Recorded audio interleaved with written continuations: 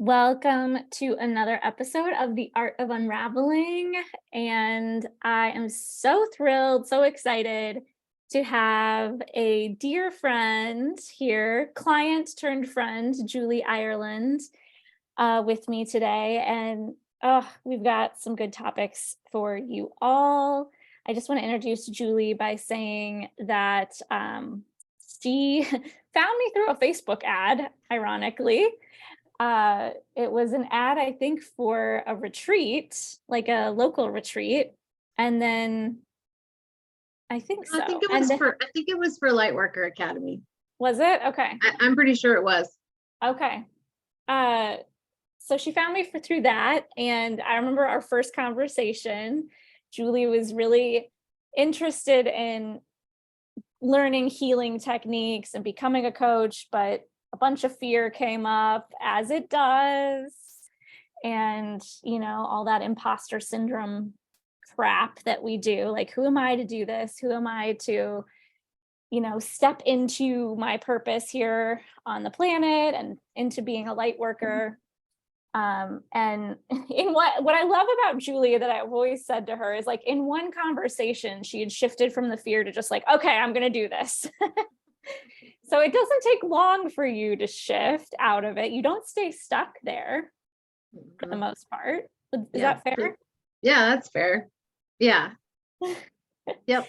We've since traveled around the world together. She's come to Bali and Ireland retreats with me, and now we're headed to Ireland, Italy in September, and I'm just really, really excited for that. And it's just a joy, like,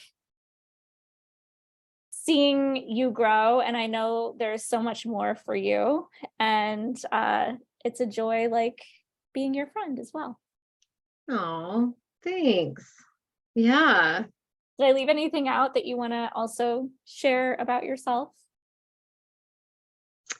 I don't think so. I mean, I'm a mom to two grown kids. That still seems to shock people, but okay. Thank you. Thank you. Yeah, I'm a mom to two grown daughters. And parenting changes.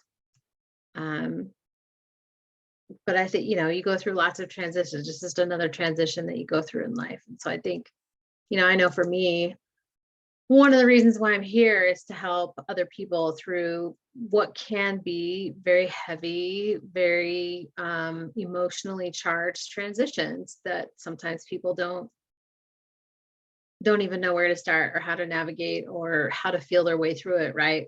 So, I guess I got to be through some self-created and not so self-created transitions that I can be a subject matter expert. I just love and empower and support people through that, right?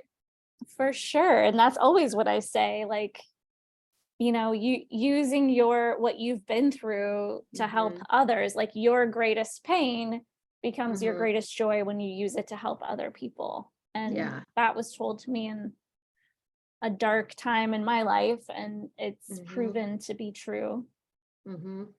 Yeah. So right before this call, we were just kind of catching up, and she got into some topics that I think are hot topics for a lot of the listeners out there, a lot of women in general. I'm not excluding men, because I'm sure men deal with this too. But certainly women can relate to this. And that's the topic of being a rescuer or a fixer. It's basically the same thing. And how that affects your everything, your life. And Juli and I are both, I would put us on the recovering end of being fixers, and, people pleasing kind of is in that category as well. It all comes from that fawn trauma response.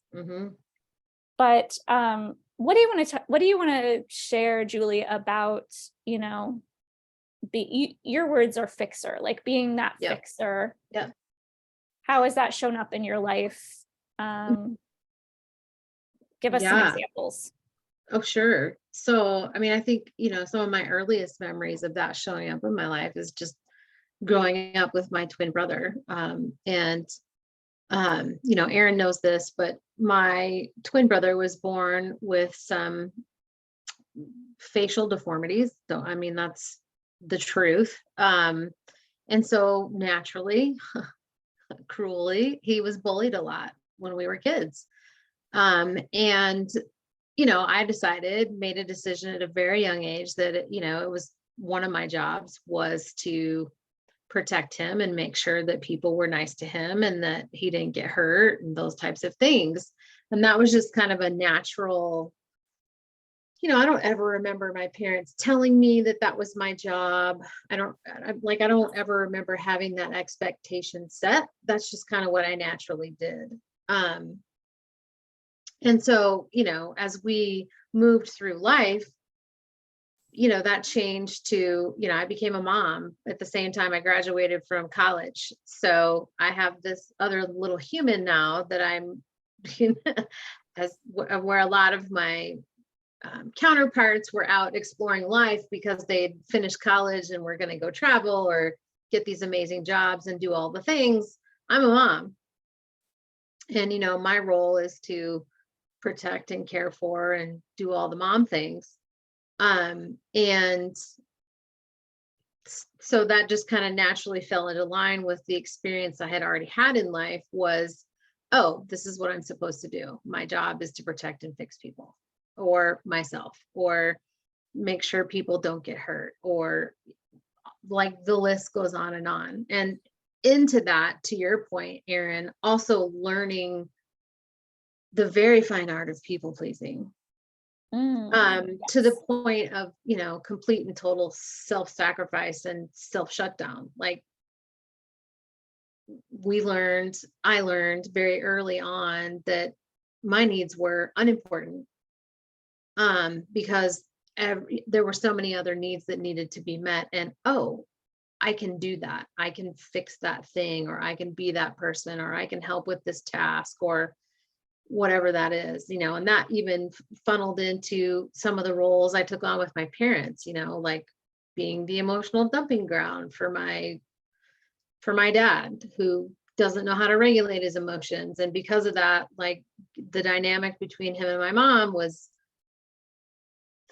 mom doesn't do emotions at all. And when she does, like it's anger and frustration.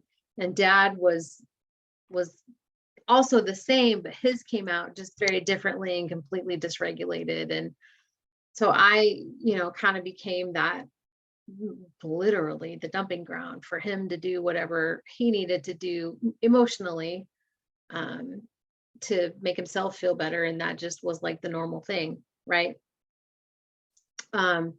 So yeah. And then, as the people pleaser too, you also become really great secret keeper. There were secrets in my family that were kept for a very long time because of everything that was going on with my brother. I didn't tell anyone in my family that I was being molested after school every day. Those are just, there's something, inherently as a child, like that would be the tipping point. And as a child, when you're already feeling just not secure, not necessarily safe, the last thing you want to do is jeopardize what you see, what you perceive as that last line of defense of safety by creating the next thing that puts everybody over the edge. Like, and that was all just subconscious, right? Like this 6 or 7, 8-year-old kid is making these decisions to protect my entire family at my expense. And so doing the work and understanding how to heal just from the experience in and of themselves as life moved on. Like we were talking about earlier, like the next step in that is understanding and then, providing comfort to myself about, hey, if it's mine, I need to own it and I need to work through it and move past it, but also becoming critically aware of, I'm feeling some ick, but this isn't mine. This isn't my thing. And that is for me, like the red flag of, okay, you're trying to fix something that isn't yours to fix.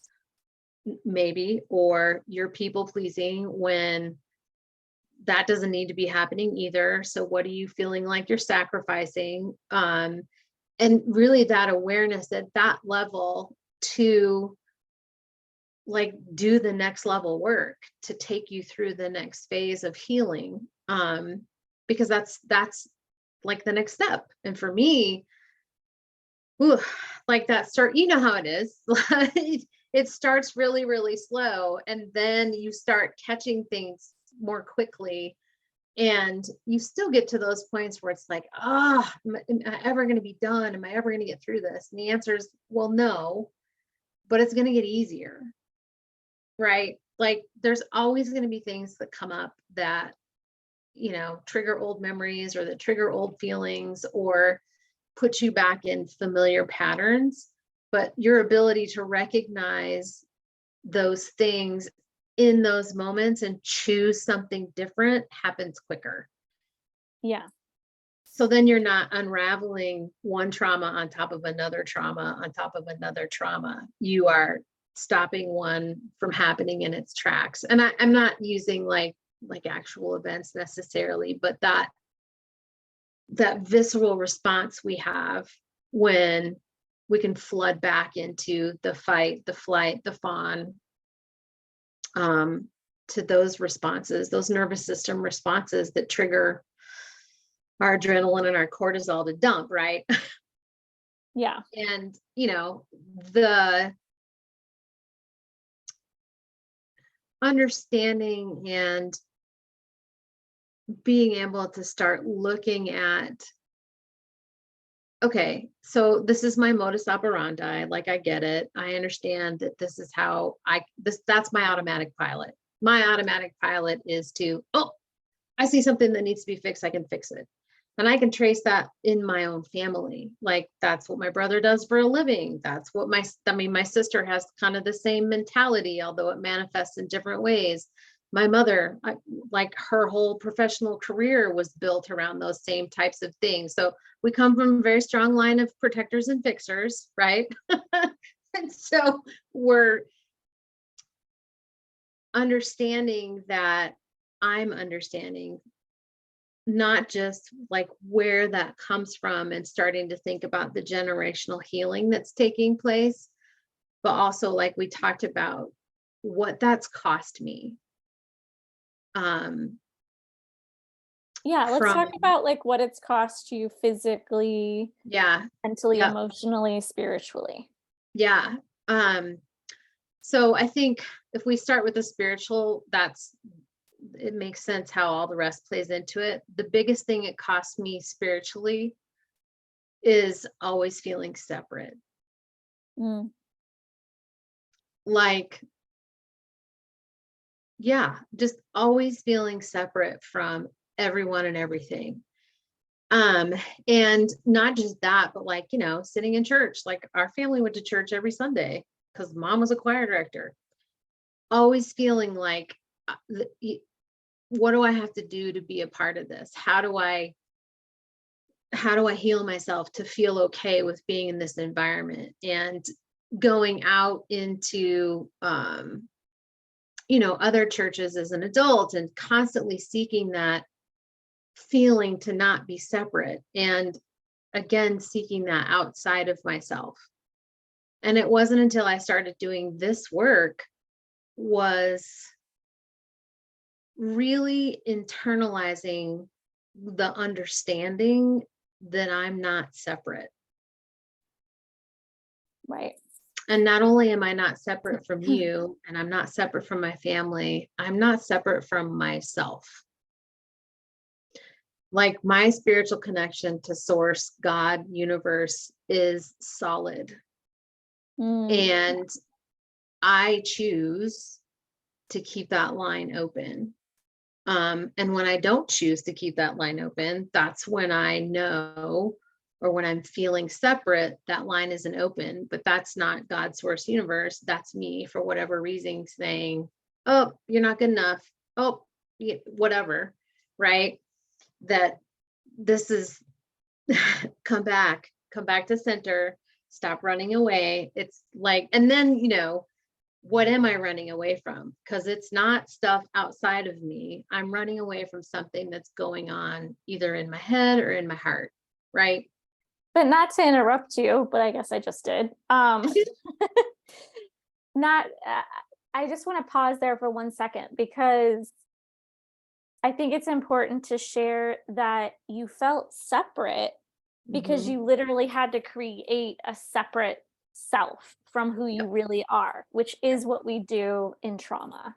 Yes. Yeah. We have to learn to identify with this person who is a fixer, who is a people pleaser, who does have to Mhm. make everybody around her happy in order to survive, and Mhm. because we're biologically wired that way. So I think that's important to just like Yeah. put there. Yep. Yeah. To put the pin in the map. Exactly. Yeah. Mhm. That that is a coping skill, right? Yeah. Yeah. And it's the way that we also don't have to deal with our own stuff and our own trauma because we're focused on everything outside of ourselves. And so Right. that, yeah, so that's where the first aha moment comes of, oh my God, I kept looking and wanting to blame and, you don't know what happened to me. You don't know my story, getting indignant about those things. And it's like, yeah, that's right. And that's not their fault. That's not their fault. That's me. That's 100% on me.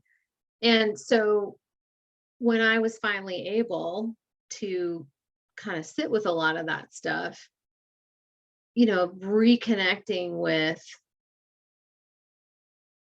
who I am instead of trying to play a role, like be somebody's fixer, be somebody's protector, be a mom, be a wife, be an employee, be whatever, right? When I could just really get in and connect with myself and understand who I really am and get to know that again, um, that's when my foundation started. When it really started to feel solid is when I started making the connections to, okay, so I spent all this time convincing myself how to be separate as a way to protect myself. And here's how it manifested with depression, and it manifested with anxiety, and it manifested with suicidal thoughts, and it manifested with weight. I mean, just, yeah, the trauma of weight. Because by and large, people put on weight because they have a need to feel protected, and that need's not being met. And so our body responds not just with stress eating or emotional eating, but your cortisol levels are whacked, your adrenals are out of whack, your digestion goes out of whack, and your body doesn't know what to do with all the stuff you're putting in it because it's off, right? And another little pin I just want to put in that is from an energy, and I know you know this, Julie. I'm sure I've shared it with you in the Lightworker Academy program, but in energy medicine, the two ways we, where am I going with this? The reasons why we gain weight are, yes, for protection and stuffing our emotions. Mm-hmm. Well, what happens when you have a sexual trauma? You want to, this is going to sound harsh, but I'm just saying it in a general way. Mm-hmm. Like, I broke out with acne Mm-hmm. after my experience. I had Yep. acne all over my face, Mm-hmm. like bad acne that would not go away. Yep. It's like your subconscious is trying to make you, quote unquote, look ugly in order to not attract the attention of a predator in that way. Mm-hmm. Right. And I'm not saying that either one of us, that I was ugly when I had acne, or that if we have weight, we're Right. ugly. I'm not saying that. It's Right. just, I'm speaking the subconscious language, which says, I have to protect her. She is unsafe. Let's do something immediately so that we make people Yeah. not want to Yeah. get close with her. Yeah. And the unhealthy connection with food is dopamine. Yes. I mean, that, Serotonin, dopamine yep. hits. Yeah, all the hits to And make you processed feel foods better. are Oh, yeah. created for that purpose. Please give me all the potato chips and crackers right now. The Because I'm, Chick-fil-A, all the things. yep, because I'm stressed. And what I'm feeling, I don't like. Right? So, Yes. When I like don't for want to me, feel, so give me mhm, something so I don't have to feel. right. And for me, what you were saying earlier, it was both. Like I not only was putting on weight to not be attractive or not get that type of attention, I was But you didn't also, know that. I just want to no, make I that didn't clear know to that. people. I You're did not not know doing that at that the time. consciously. Yeah. Right. Was not doing that consciously, for sure. But I also was experiencing emotions that I didn't feel safe to express, right? Or emotions that came Right. with information that I didn't feel safe to express, right? So the solution to that is, you know, I was too afraid to try drugs, thank God, because I just, Yeah. um, That would have led you down a different path. that would have led me down a completely different path. Yeah, for sure. And so, understanding, But the addiction to food was just oh, another level of addiction. exactly. It's the same, It's the same thing, just different drug. exactly. Same Yeah. thing, different drug. Yeah. And it very much is an addiction for sure. Like, it just is. There's certain things I don't keep in my house because even today, if I have a rough day, the first thing I'm going to want to go do is get into my pantry and grab out the bag of potato chips. Like that's just Yeah. what I know. Somebody else wants to go smoke a cigarette or get Yeah. high or Yep. drink a beer or Right. it's no Right. different. No. And nothing is better or worse. I think that's an important point too, to just like say, like, no addiction is better or worse. It's just, Right. if we Yeah. can see them all equally, it's like food Mhm. is more accepted than smoking pot, for instance, right? Right. So it's Yeah. like, but if we can see also the addiction to eating the food, I'm just speaking for everybody now, Mhm. with that same kind of negative light, then it Mhm. helps your brain go, oh, this, the brain goes away from pain and towards pleasure. So Right. if we're seeing the food as the pleasurable way we get high to not have to Yeah. feel the feeling, Yep. yeah, you know where I'm going with Yeah. this. Yeah. I Yeah. want It's to the know way what, we avoid. yeah, to avoid. I want to know, like, because you mentioned spiritually it kept you Mhm. separate. You Mhm. mentioned this fixing. Let's bring Mhm. it back to that. You mentioned that it kept you separate from source, Mhm. or felt separate. Being a fixer like caused you depression, anxiety. It caused you Mhm. to create certain addictions to not have to feel things. Mhm.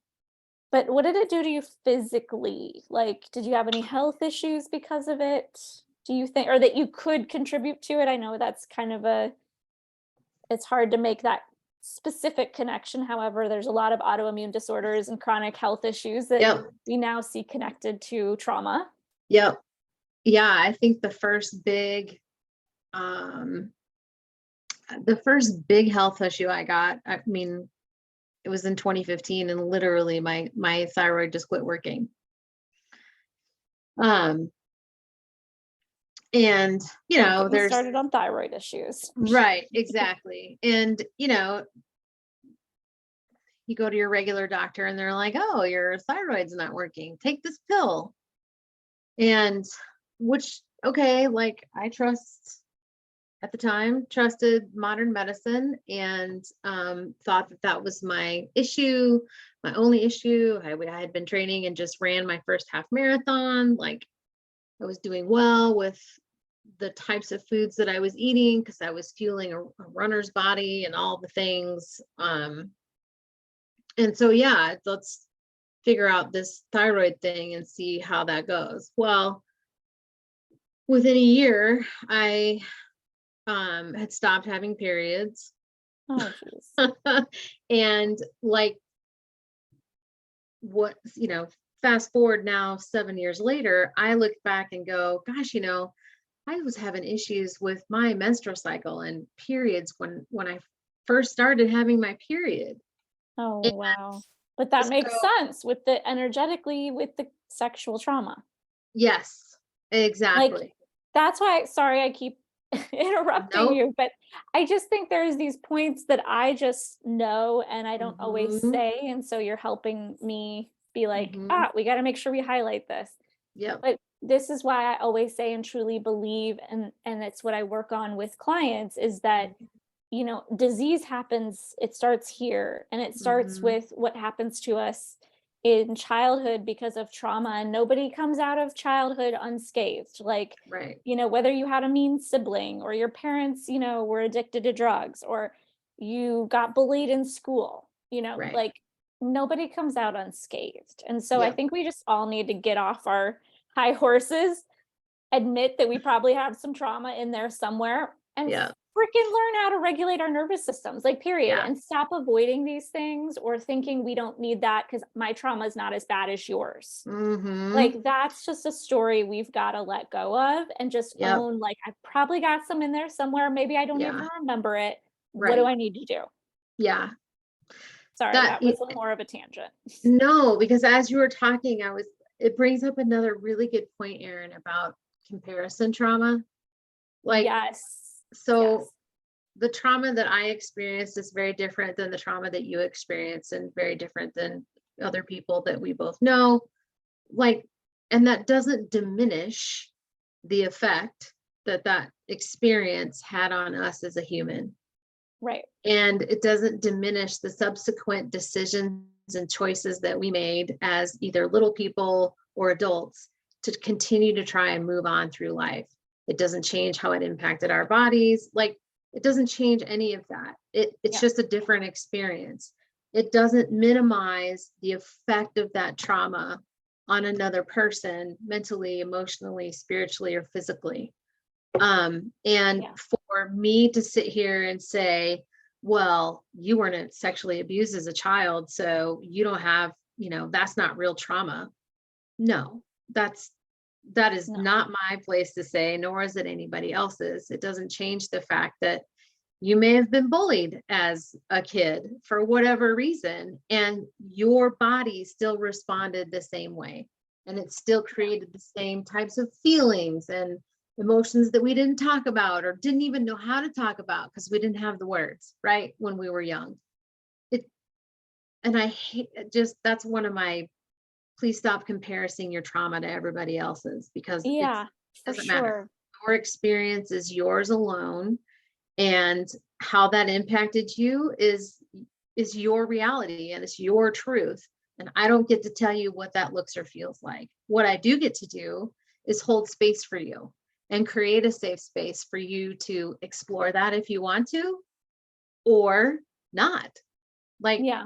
I'm also not in a position to force people to face their traumas and face their fears either if they're not ready.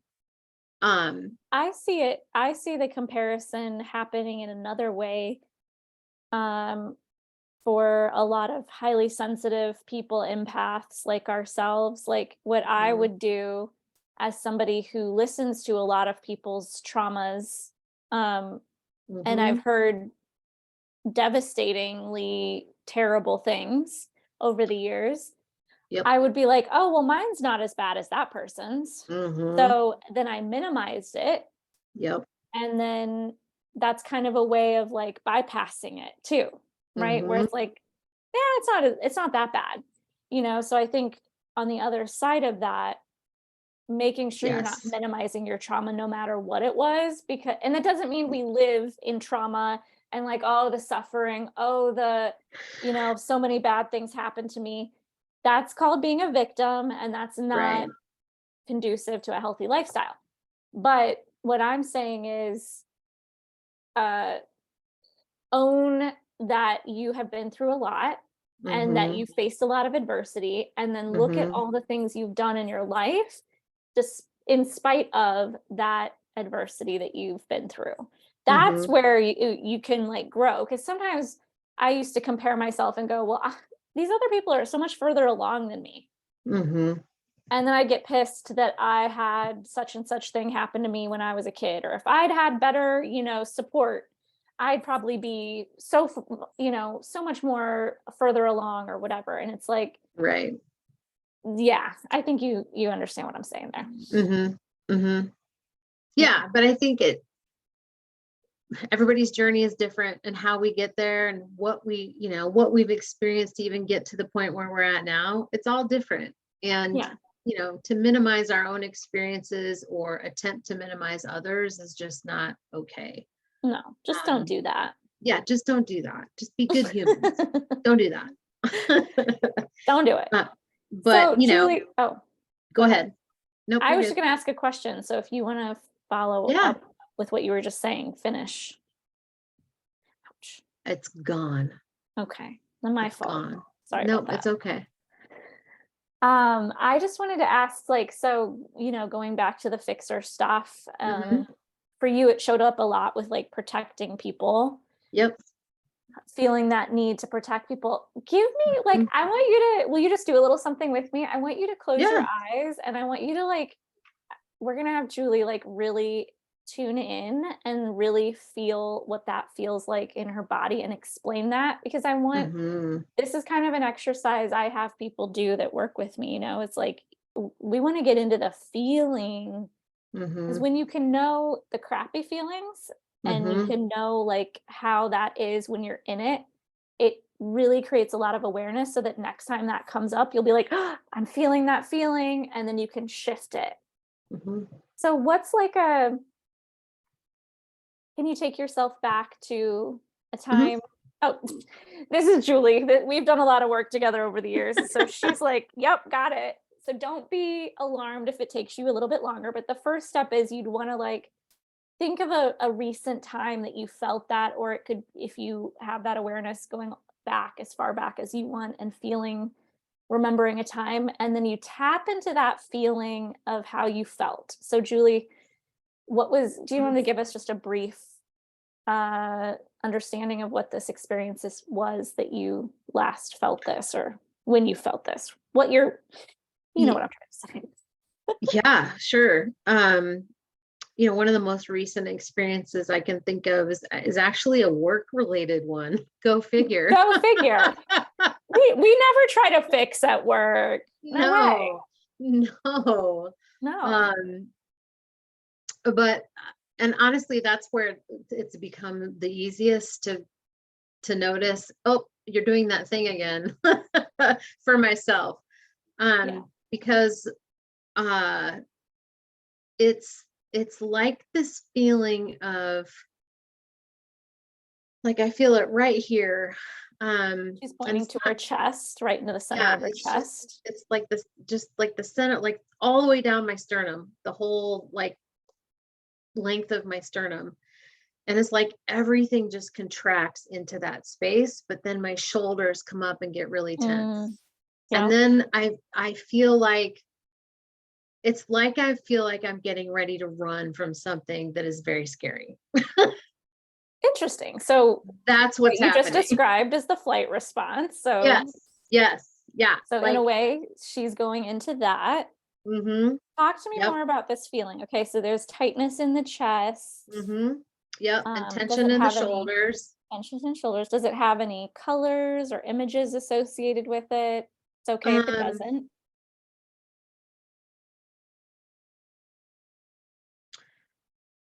no, it's kind of like, you know how when you look at a fire, like in a fire pit, and you Mm-hmm. see like the merging of the yellow and orange flame and just kind of how it is moving. Yeah. That's what it looks like. Oh, okay. That's what it looks like. And it's you know like long, like taking over the direct center of my body. Yeah. Okay. Like there's an explosion brewing. And what does that feel like when you feel that, when you felt that at work? And maybe you're a little more advanced now because you're more aware of it, but Yeah. what would you have done with that if you felt that exact feeling, say 2 years ago at work? What would that make you do or think about yourself? Um, yeah, like that to me is, this is going to be terrible. You're going to fail. This isn't going to work out right. You're going to look bad to your peers. You're going to look bad to your leadership. Um, yeah, like chicken little, the sky is falling.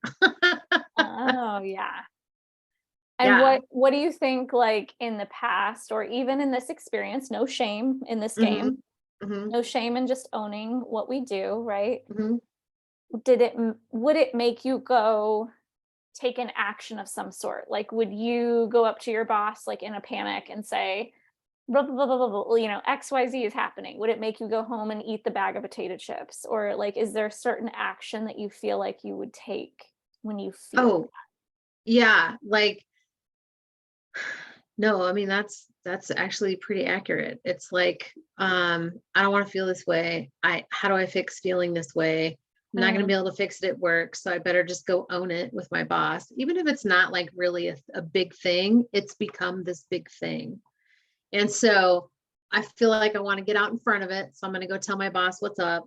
And then I'm just going to say, hey, I'm just going to take a few minutes away. And, um, I would go to the vending machine and find like a little package of cookies. Or if I happen to bring a snack with me at work, I'd go grab it out of the refrigerators that we have access to. Um, yeah. Yep. All of the above. All of the above. Yeah. Yeah, Yep. so that's just a little exercise that those of you listening can, like, kind of take yourself through. It's like, what is the Hmm. feeling? Where do I feel it in my body? How Hmm. is it presenting myself? What does it make me think about myself? What does it make me want to go do? Yep. And Yeah. then it's like, okay, Erin, that's lovely. Now what do I do? What do I do with it? I'm still feeling it. Yeah. But the purpose, the first purpose is we've got to let ourselves feel it. Because Hmm. once you start letting yourself feel it, you'll be less likely to go into panic or go get the bag of potato chips or Right. go be to your boss like, "Oh my gosh, this is happening and Mhm. that's happening," like Mhm. that's my response. My response is anxiety. So it's Yep. like when I'm stressed, boom, anxiety is my go-to, right? Yep. Mhm. Mhm. So for me, it would cause like, oh, I got to fix this. Or I'm remembering a story I told you where my fixer came up, where a Yeah. woman was telling me some really terrible things that had happened Yeah. to her. And it was so interesting because after you do this work enough, so there's no judgment, no shame wherever you're at on the work. But I have been working with my quote unquote, fixer and rescuer for a while Mhm. now. So I was able to actually stand there with her and I was having this internal conversation in my head. My head was going, you got to take her pain away. You got to take her pain away. You got to do something to take her pain away. Typical empath, Mhm. right? I just wanted to Mhm. I'm making this motion of hugging the air Mhm. because that's what Mhm. I explain being a disempowered empath is we want to like take it all from the person.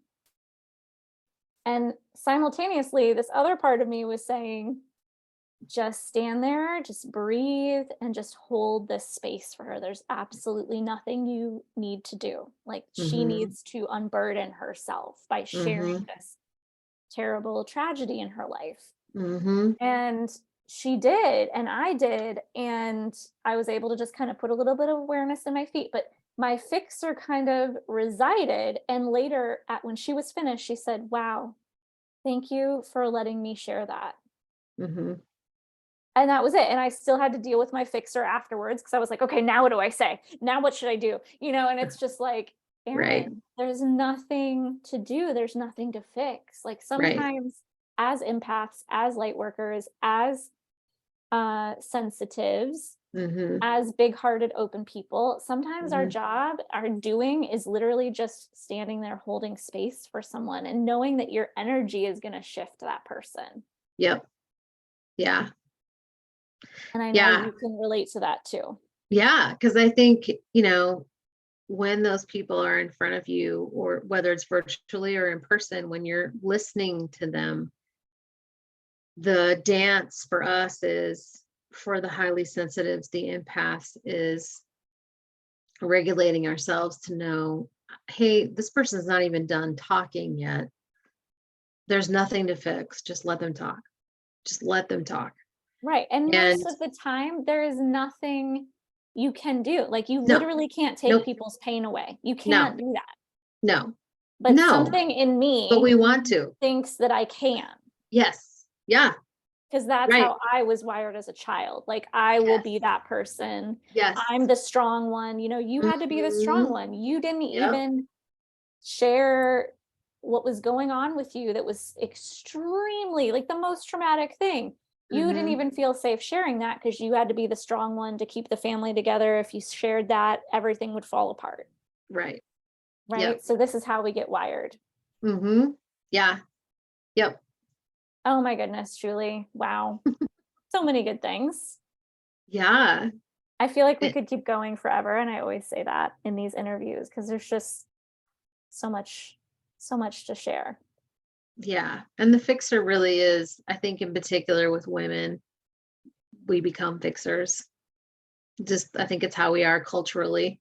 Yeah. Maybe not every culture, but definitely in our culture, we're fixers. If we see a need, we figure out how to make it work. We figure out how to fix it, and that doesn't always serve us, and it doesn't always serve the situation. But Right. All right. So let's, between the two of us, hmm come up with a quick little list of like ways to get out of fixer mode.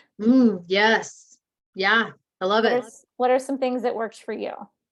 So great question, because one of the first things that works for me is when I feel that feeling, whether regardless of the situation, when I feel that feeling in my chest and feel it start to tighten and I just want to, like, kind of cave in around it, that to me is like, no, sit up straight and take a deep breath and just, Yeah. there's nothing to fear here. We can Hand over the handle heart. this. Yep, hand over heart. Just stay in tune with my breath and remind myself the world is not on fire. Like, it's okay. What that allows then too is, instead of looking at a situation from a panic or an anxiety perspective, you can look at it a little more clear-headed to be able to start problem solving. Because I think, as fixers, we get ourselves worked into a frenzy and then all logic stops and then everything is just right? Right. Yeah. Everything's broken and it's never going to work again. But if we can stop that process and get back in tune with, hey, I've got this. This is not the end of the world. We can start seeing other possibilities or workarounds, or just understanding, hey, I don't have to fix this person's problem. I'm just here to hold space for them and love them. That's all I have to do. Yeah. Because I think that's another thing that drives our sense of panic or desperation is, we don't want to let that other person down, right? Like, we already Right. put this false expectation on ourselves that they're expecting us to do something, and that is like the farthest thing from the truth. Right? Yeah. But we've That's just made our up this story. story yeah, that's our story. So yeah, that's the first thing I do, is when I notice that feeling, like really sensation in my body, that's the first thing I do, is just stop what I'm doing, drop my arms down and take a big deep breath. And then my hand comes over my heart to just connect with what's really happening here. Yeah. I love Yeah. that. Mm-hmm. I would just add, to that, to just say, just like a little mantra too, like, this isn't Mm-hmm. mine to fix. I mean, that's a really Mm-hmm. simple mantra, but like, to just say, Mm-hmm. this isn't mine to fix. Mm-hmm. This is not, like I told you earlier, not your Yeah. circus, not your monkeys. Like, it's Right. not yours to fix. Yep. I can't take somebody's pain away. I can't, uh, yeah, I can just Yeah. hold the space to Yep. let them. And I can Mm-hmm. set boundaries so I don't have to sit and listen to everybody's stuff all the time. I was in a work situation when that woman approached me. Mm-hmm. I Yeah. was open, I was working, I was teaching a retreat, leading a retreat. I was in a space Yes. to handle that. Mm-hmm. But I don't leave myself open to be quote unquote working all the time, right? So they're Right. setting boundaries to say, whoa, Julie, I want to hear what you have to say, but like, Mhm. I am just not in the right headspace right now. Can I Mhm. call you later, or can I call you Yep. tomorrow? Like you get to set those boundaries Yep. with yourself and with Right. people. You don't have to just take it all on and take it all in all Mhm. the time. So that'd be my other piece. Yeah, that's a really great point, Erin, because I think in particular fixers, that's the second epic fail is not setting the boundary and honoring it. Like it's one thing you can become really great at setting boundaries and then not honoring them. So set your boundary, but then honor it for yourself and for that other person. Yeah. Nap clapping that. Yep. Well, Julie, with our last little bit that's left here, is there anything you want to share? Because I am opening up the Lightworker Academy, not to like totally switch gears, but Oh, I'm opening yeah. up the Lightworker Academy this August-ish. Yes. And I know it was the alchemy program when you took it, but Yes. anything you want to share? Because I mean, it's like a 10-month program that's like Mhm. such a deep dive into so Yep. many different modalities, Mhm. coaching, energy healing, emotional freedom technique, Yeah. somatic work. I know we've added a few things since you've done the program, but Mhm. what do you want to say about like your experience with that? Well, I want to bring it back to one of the first things you said is about, look, we're always going to talk ourselves into being afraid of doing something that we know is going to be life changing. Set up a call with Erin. Erin has my information. Call me. I mean, I you push through the fear because the rewards of working through this program and learning all the techniques that help you regulate your emotions, regulate your nervous system, like really get in tune with who you are or get back in tune with who you are.